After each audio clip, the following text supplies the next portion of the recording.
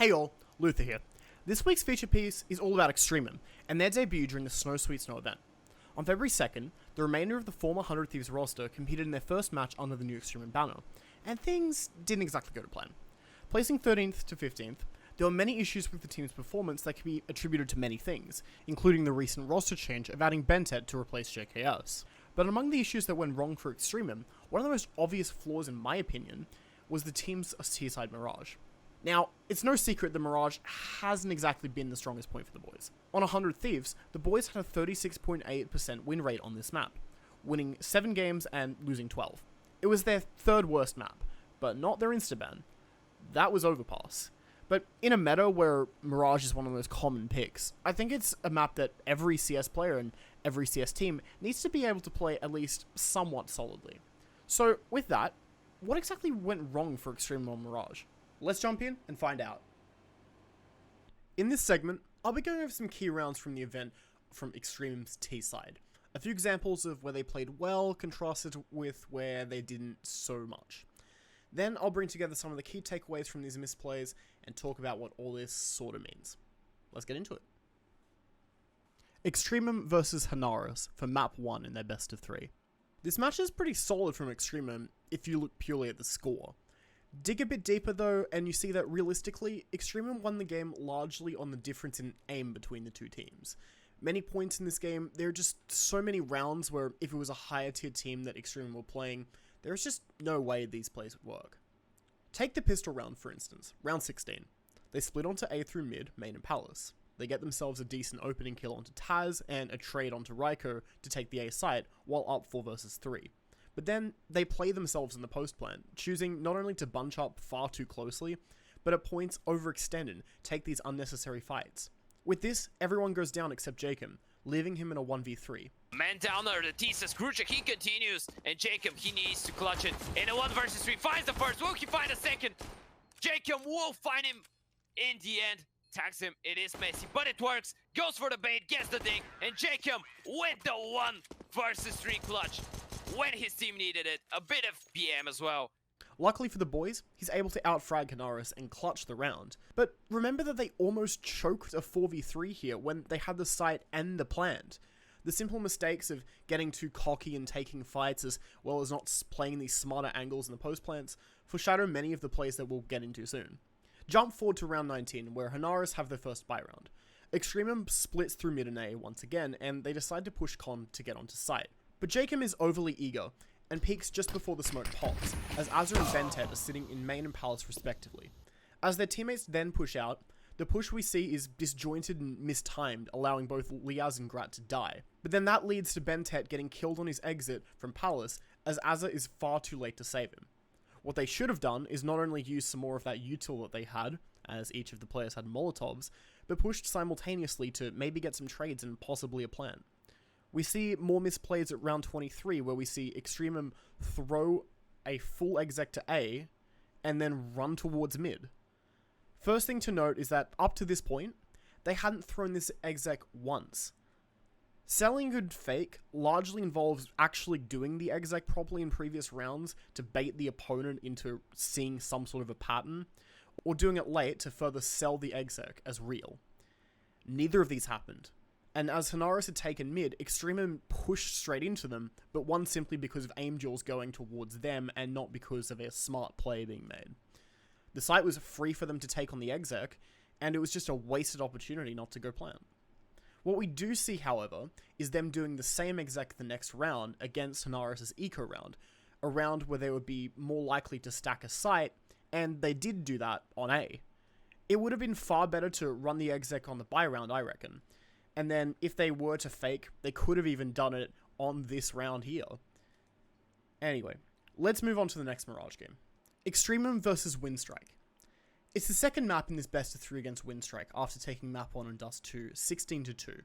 EXTREMUM are up 8-7 after their first half, and now it's their turn to play T-side. Now on their second pistol round of the game, here's where things start to go a little bit downhill. As we're heading into the pistol, Elian delivering 2, 3 in fact, lightning fast. Only caught the tail end of the action, but he destroys EXTREMUM. 9 seconds after buy time, Grad is dead. 11 seconds. So are Liaz and Azza. What exactly went wrong here? A few things. Firstly, the call to dry swing top mid is completely misguided here, I think, given that you're potentially facing a USPS in window or in con, which we saw here. But putting 3 players bunched up over towards top mid where they don't have the pistol that can take the fight at range, unlike the opponent facing them, it's no wonder that Ellen got that 3k. It was practically handed to him. The most simple way to avoid this is honestly just throw a top mid smoke that allows you to get out behind cover. One player buying a smoke and flashes just could have saved this round. I mean, after this, Jacob and Bented are practically left for dead with very little ability to play off each other in the angles they're set up for. We see a decent play from EXTREMUM in round 18, where we see a proper mid-take and Liaz is able to get a good opening pick on the player pushing behind him in lowers. This kill gives away that the B-site player is pushed up and that there's at most one person on site, and thus a great mid-round call is made to rotate B where the site is open. Winstrike chooses to save their remaining guns, with the exception of Forrester, who goes for exits with his MP9. What's important to note here, however, is that as Crad pushes A main, he catches Bentet off guard rotating from Palace through T spawn. It's incredibly obvious now to Winstrike that Bentet is just playing Palace by himself leading into the next round. Immediately in round 19, Crad pushes into Palace and lands the kill on Bentet while taking no damage. In many ways, I'm actually very surprised he only did this once this map, since Bentet being in there almost every round alone was pretty predictable and maybe he should have been punished further. But regardless, this impacts the control of the map, as now there is no A presence put forward from EXTREMUM, and we see the remaining players start to prepare to push in from mid, and as they do so, they're cautious of Palace and use a smoke and a molly for it, as well as a molly for Firebox. But Crad, having changed positions over towards A main, catches EXTREMUM off guard and enables him to get a double kill onto Azza and Jacob. Now with the rotating players on their way, Grat is stuck at triple with the bomb, as Liaz has to come in from con. Grat's faction just has to hold and wait for his teammate by waiting for the CT swing. But this doesn't happen. He chooses to swing Crad and thus gives him a third kill and pretty much seals the round for Winstrike. I mean, Liaz is at 4 HP and left in an almost impossible 1v2 clutch where Winstrike play a really good crossfire, ready to trade off each other if need be. This point in the match actually made me realize that Bentet's role in playing towards Palace leaves a lot to be desired, at least from watching these demos. While it's a great idea to have a player lurking back like this, he needed to be playing more in sync with the team generally and change up his position if need be by swapping between main and Palace, for example, for that A presence, or not going alone all the time so that he could be traded. This is the round that demonstrates that something's not working with that setup, but nothing changes going forward. We keep seeing similar mistakes and all-round sloppy CS. The fact that Bentet died in this position is basically what gives the round away, after all, because if they didn't have to be so cautious of Palace and enable that control to be given, then they could have had a much more cohesive push and could have been more aware of the A main player being there. The next round, now at round 20, the boys get the bomb down with 3 players alive, but play very disjointed post-plant positions. There's no trading off any of these angles, and where there could have been a swing from Bentet to catch players off guard, there's very little. Maybe this is nitpicking, but it's clear that the boys are very off their game in this post-plant, as Grat also panics in the 1v4 after the first kill, turning to face behind him in apps. Not the biggest mistakes in this round, but as we skip forward, we see plenty more about to be made. Round 22. We see a mid-take from Jacob, Azza, and Grat, as Liaz plays towards A main, and Bentet once again plays Palace. 3 players on the CT side contest mid-control, which goes largely in their favour. We see Jacob unfortunately pull out his knife after seeing Ellen and Con, who goes for the re-peek and lands it. A trade is made by Azza onto Nickelback up on short, and Ellen gets a pick onto Liaz and A main, who is caught off by unfortunate timing as he advances towards Tetris. Bentet is stuck in Palace as he's mollied off. Oh, and by the way, the bomb is in spawn. You can take the boys out of Renegades, but you can't take the Renegades out of the boys, huh? That being said, Grat has gotten control of short at this point, but Bentet peeks out of Palace, which is swiftly punished. Azza, who is still pushing up on Con, manages to trade, but gets himself stuck in Con as Forrester blocks off the other side from an off-angle in window. That pick on short was ages ago at this point, and it would have been a good point to make a mid-round call to cancel and rotate B quickly, or even at a later point once Grat actually had that short control. But it's never made, everyone peeks out one by one, and eventually Grat is once again left in a clutch situation, which, other than a pretty nice shot on window, he can't close out. The next round, EXTREMUM are stuck on pistols. They do a quick closed A exec, which gets them the plant. While they push a bit aggressively into jungle, they had pistols, so it made some sense to try and get guns and go for the damage after the plant. But my question really is, why did they never run anything like this with a buy round? I mean, if they had the same exec with a buy, minus that aggressive push through the smokes, I reckon they actually would have taken a round that way. Just play a decent post plant and you're honestly set at that point. Round 24 now, and we see Azza hold W down mid for some reason. He spots a player short, but then immediately turns away and doesn't even give it a second glance. Just more general sloppiness. Like I said, there's a bunch of it in these demos. He's playing by himself here, so there's no trade potential, which is a critical fault of this setup, especially when there's often a heavy mid presence at this point from Windstrike, CT side, Mirage. Also, time out for a second. Why is the IGL playing this position by himself? Actually, why is Azza being put in this position where he seemingly needs to act as a fragger so many times throughout these Mirage games? I mean, look, I know that IGLs can certainly frag too, but wouldn't it be smarter to have him play with the team at the very least in this case? But I digress. Even with that happening, the A push largely comes to a standstill.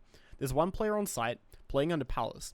As it's clear that the players are out, but not really able to get out towards the site, Bentet is smoked off and a flash is thrown towards A main, allowing the under Palace player, Crad, to swing out off his teammate's flash and claim 2 easy kills.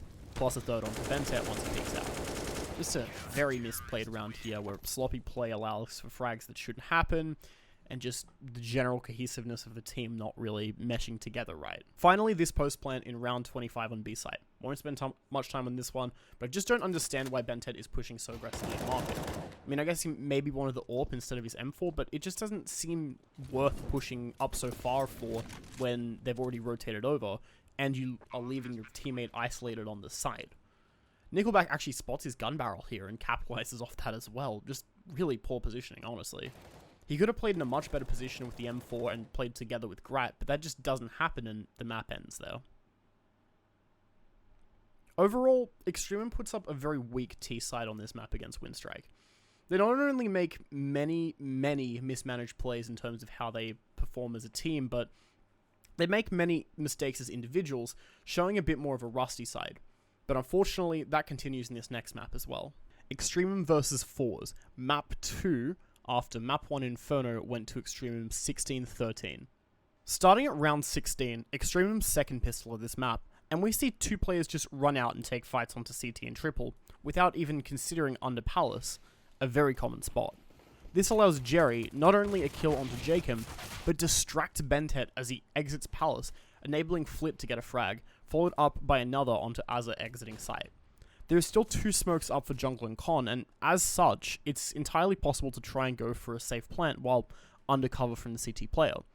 But for some reason, Liaz and Grad try to take the fight onto Flit in CT, but do so far too late as the rotate comes in. Not that it seems to matter as Flit gets both kills anyway, a 4k in this round. If they'd planted, alongside the better money, would have also been a better opportunity to just fall back and play the round from a post plant. So that's why I don't understand why they just went so aggressive there. Round 17 mostly goes well given the buy that EXTREMUM has. Grat manages to get some frags with his deagle and somehow makes it across to site. Azza gets himself an M4A1S and Grat is in a position to plant at default safely. But he fakes it, prompting a nade, and then he fakes it again. Then he dry peeks out.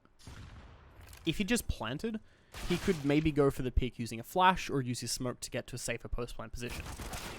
Even if he died right afterwards, with Azza pushed up into CT, he would have had a viable post-plant and a decent try at a 1v2. With the bomb down, there are just so many better ways that could have been played. Let's skip to round 19. Jacob and Grat are pushing through con, and both throw smokes into con, where only one was necessary to get control of it. Grat tries to cross jungle and is caught out, and Jacob is luckily able to trade, albeit a bit late. But with the bomb dropped further into jungle because Grat was carrying it, he's caught out, leaving Bentet as the last player alive. Simply using one of these 2 smokes over on jungle would have been a far better use that would have prevented this problem. I mean, I'd assume it was some kind of miscommunication or a mistake or something happening there that wasn't as intended. But again, it seems to be evidence of just general problems in terms of playing off each other and playing as a unit that EXTREMUM are struggling on this map especially with.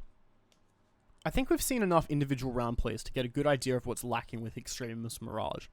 Let's take a step back here and look at the bigger picture instead. It's evident that the rusty side of these players is showing. Having only gone through a mini boot camp before the event, it's clear that the results and gameplay shown in this tournament leave much room for improvement. But at the same time, I fully believe that this roster can make that improvement. On paper, the addition of Bentet is a strong addition given the absence of JKS, but utilizing him fully is what needs work.